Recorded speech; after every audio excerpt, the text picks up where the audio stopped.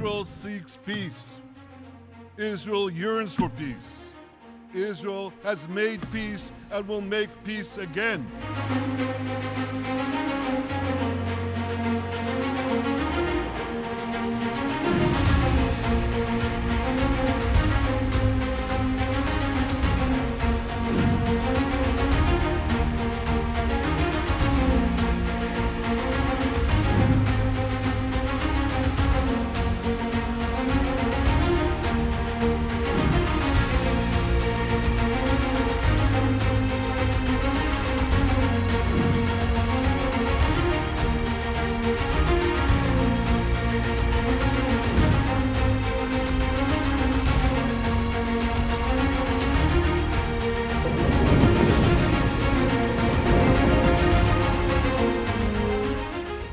I didn't intend to come here this year.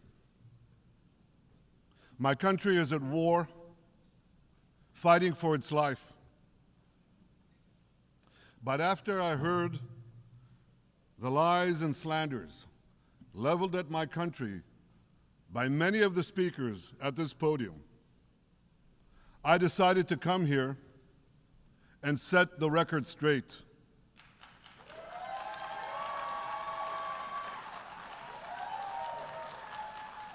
I decided to come here to speak for my people, to speak for my country, to speak for the truth.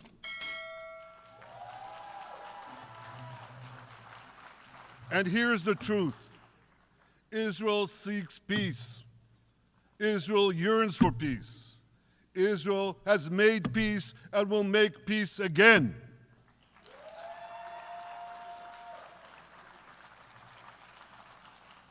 Yet we face savage enemies who seek our annihilation, and we must defend ourselves against these savage murderers.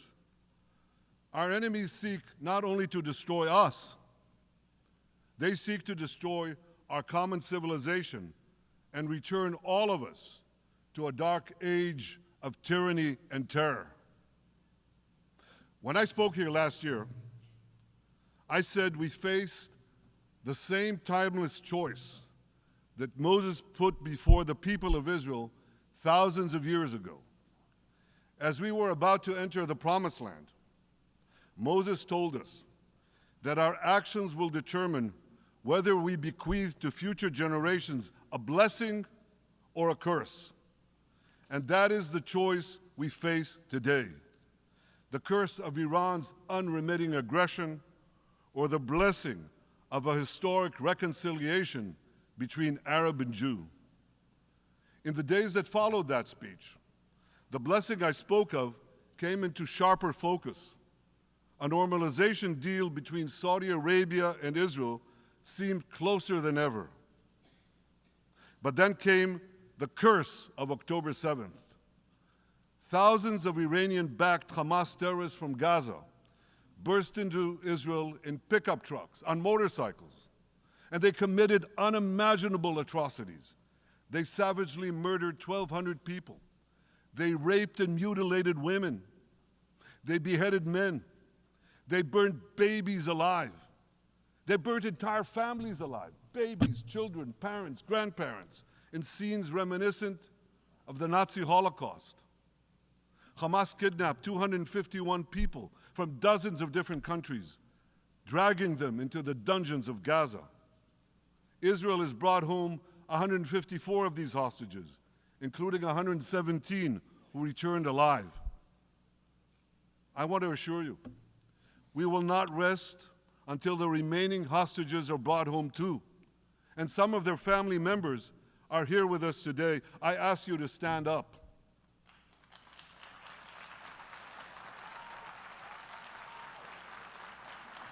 With us is Eli Stevie, whose son Idan was abducted from the Nova Music Festival. That was his crime, a music festival. And these murderous monsters took him.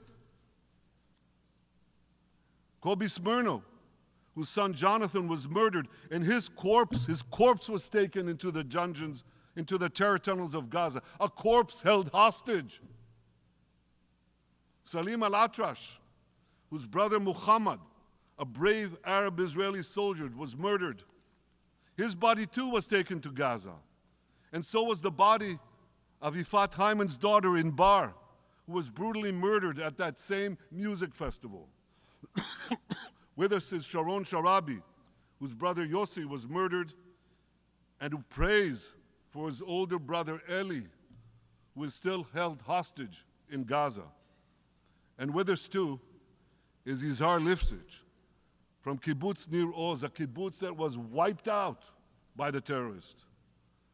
Thankfully, we achieved the release of his mother Yocheved, but his father Oded is still languishing in an underground terrorist hell of Hamas. I again promise you, we will return your loved ones home. We will not spare that effort until this holy mission is accomplished.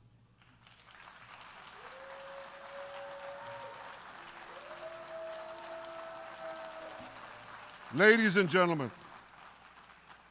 the curse of October 7th began when Hamas invaded Israel from Gaza, but it didn't end there. Israel was soon forced to defend itself on 6 more war fronts organized by Iran. On October 8th, Hezbollah attacked us from Lebanon. Since then, they fired over 8,000 rockets at our towns and cities, at our civilians, at our children. 2 weeks later, the Iran-backed Houthis in Yemen launched drones and missiles at Israel, the first of 250 such attacks, including one yesterday aimed at Tel Aviv. Iran's Shiite militias in Syria and Iraq have targeted Israel dozens of times over the past year as well. Fueled by Iran, Palestinian terrorists in Judea and Samaria perpetrated scores of attacks there and throughout Israel. And last April, for the first time ever, Iran directly attacked Israel from its own territory, firing 300 drones, cruise missiles, and ballistic missiles at us. I have a message for the tyrants of Tehran. If you strike us, we will strike you. There is no place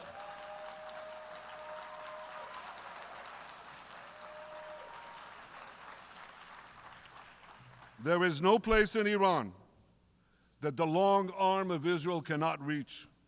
And that's true of the entire Middle East. Far from being lambs led to the slaughter, Israel's soldiers have fought back with incredible courage and with heroic sacrifice. And I have another message for this assembly and for the world outside this hall. We are winning.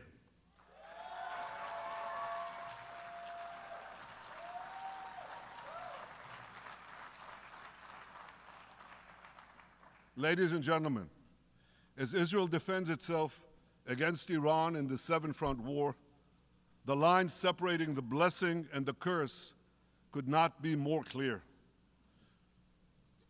This is the map I presented here last year. It's a map of a blessing. It shows Israel and its Arab partners forming a land bridge connecting Asia and Europe between the Indian Ocean and the Mediterranean Sea. Across this bridge, we will lay rail lines, energy pipelines, fiber optic cables, and this will serve the betterment of 2 billion people. Now look at this second map.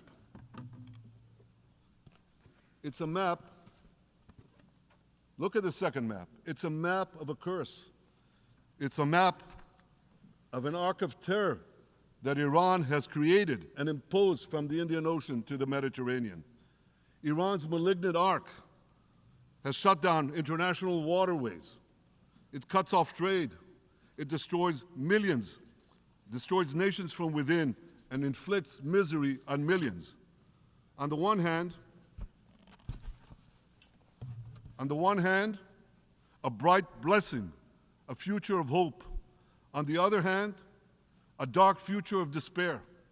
And if you think this dark map is only a curse for Israel, if you think that, then you should think again. Because Iran's aggression if it's not checked, will endanger every single country in the Middle East and many, many countries in the rest of the world, because Iran seeks to impose its radicalism well beyond the Middle East. That's why it funds terror networks on 5 continents. That's why it builds ballistic missiles for nuclear warheads to threaten the entire world. For too long, the world has appeased Iran. It turns a blind eye to its internal repression. It turns a blind eye to its external aggression. Well, that appeasement must end, and that appeasement must end now.